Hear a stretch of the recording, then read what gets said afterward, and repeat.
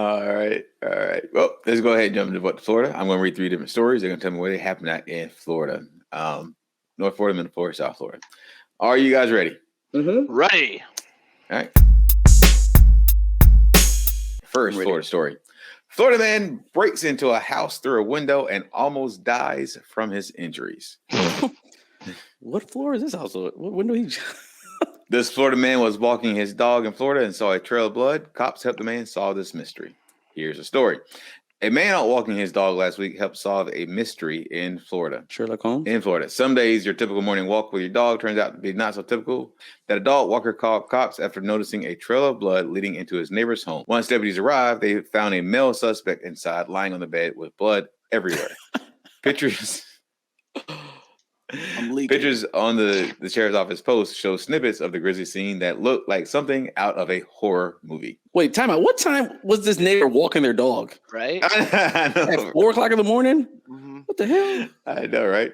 The local man, 32, was unsure of the previous night's events that led him to that house. During his attempts to get inside, the defendant's arm was severely cut by the broken glass, leading to all the blood and gore splattered about the house. Authorities believe Leaf passed out in bed due to his injuries. Just take a nap. Fucking tired. Can you imagine, like, if you're like the one stitching them up? Like, so, man, that would get y'all stitched up. What are you doing after this? Probably going to the county jail for burglary. Well, I got arrested, so. All right, well, next time you should like use a cloth around your arm before you break a window. Not that I know why you would need to do that. 3 men charged for a stunt at football game. Ethan Davis, 24, is the man that police say ran onto the field. Another man, Patrick Giuliano, was also charged. And the third man was charged for drug possession. I'm just a man that ran into the field during a football game Sunday appeared in court Monday along with 2 other men who allegedly filmed the stunt. That was a really stupid thing y'all did yesterday, the judge told the men during their first court appearance. Ethan Davis, 24, is the man that police say charged the field covered in a very slippery, oily substance. Before he was tackled to the ground, he was charged with criminal mischief and committing a breach of peace by 3 or more people. Patrick Giuliano, 33, and Michael Richmond, 23. Okay, the 33-year-old, what the heck are you doing hanging out with the man? Come on, dude. I was just about to say that. Your little brother or something? You're supposed to be the sane one in the bunch. Hey, guys, we should do this. One. He must have been okay. We're charged with criminal conspiracy and committing a breach of peace by 3 or more people. Richmond is also facing drug charges. According to a report from the sheriff's office, while the game was in progress, Davis jumped over the barrier and ran onto the field, holding onto a football. The sheriff's office says Davis continued running onto the playing field, causing the football game to come to a complete stop. ASM Global employees ran onto the field and took him to the ground, the report says.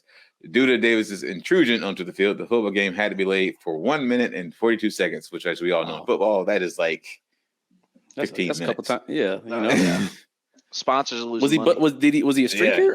Or he just nah. No, he wasn't a streaker. He just covered himself in oil and stuff. You know, he didn't have a shirt on, but he wasn't really a streaker. I always wanted to do that, like just run on a football field in the middle of a game. But I feel like they wouldn't catch me, and then they would just decide because I'm not going to jail.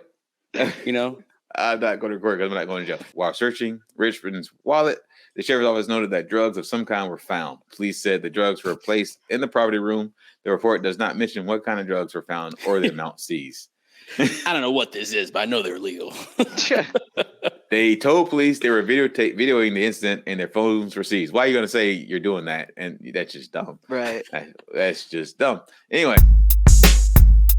Florida man tired of living in U.S. steals boat to go back to Cuba. Gets arrested on the way. It's the first I've heard of that. Yeah, it was like a regretful Scarface. Like, I don't know. I hate it here. I know, right? Take me back to communism. Inflation. I'm going back to Cuba. A 30-year-old Florida man was jailed in Florida after authorities say his plan to steal a commercial fishing boat in order to head back to Cuba hit a serious snag Monday. According to the county sheriff's office, the Florida man reported that his 40-foot fishing boat was stolen that morning and said one of his former employees, Christian Torres Perez, had recently quit and had been talking about returning to Cuba as he disliked living in the U.S. Hours after reporting the vessel stolen, the U.S. Coast Guard contacted the victim and told him his vessel's emergency beacon was activated about 50 miles south. According to the sheriff's office, Coast Guard crews spotted the boat broken down and stranded in the water, and Torres Perez waving his arms for help, because of course that happened. Well, if you're an illegal citizen, and you're like a Cuban and you're illegal, and then you still supposed to go back to Cuba and you get arrested in the U.S., don't they just send you back to Cuba anyway? Yeah, exactly. Right. He's gonna get his wish. He's going to get his wish after he serves some jail time. That is. Okay. A Tanger picked up Torres Perez and he was taken to a Florida jail. He faces felony charges of larceny and burglary. Those are your 3 Florida stories, gentlemen. Let's get some answers. First Florida story: the man who was cut his arm, arrested, breaking in, cutting his arm, breaking into the window. Fell asleep. That's just dumb. I mean, Started off. I mean, at that point, that's just when you just go home. Like, I just go home. Yeah, like, as soon as I cut myself, I was chalk like, it up all right, as work for me. Chalk it up as plan has started terribly. Let me get the hell out of here before I black out from loss of blood. I'm gonna go Central. I'm gonna go here. All right, Central. Okay, you? I'm gonna go Central as well. That sounds like some St. Pete shit for some reason. Yeah. All right, you will both be right. This happened in Brevard County in Central Florida. So, Central Florida, you guys are correct. Okay. Second one, the Florida man, since Colin says he knows this one, the Florida 3 men who were 3 musketeers who got arrested for 1 man running onto the field. I'm gonna say, well, I mean, you said stadium, so 3 I mean, it's either gonna be we have 1 in all 3 sections. Yeah, but I feel like that wouldn't happen in Miami for some reason. I'm gonna go Central because I got a better odds because I have USF, the Bucks, and then I also have UCF. Okay, so I'm going Central. Going Central. All right. I know it's North. It's the Jacksonville Jaguars game, and if you haven't seen the video, it's actually hilarious. it's amazing. I'm gonna look it up. He is correct. It is the Jacksonville Jaguars game. Did this happen this past Sunday? Yeah. You can find the story I read. You can find and part of the video on First Coast News. That's where I actually got the story from. All right, last story. The Florida man who is running back to Cuba. Going back to Cuba.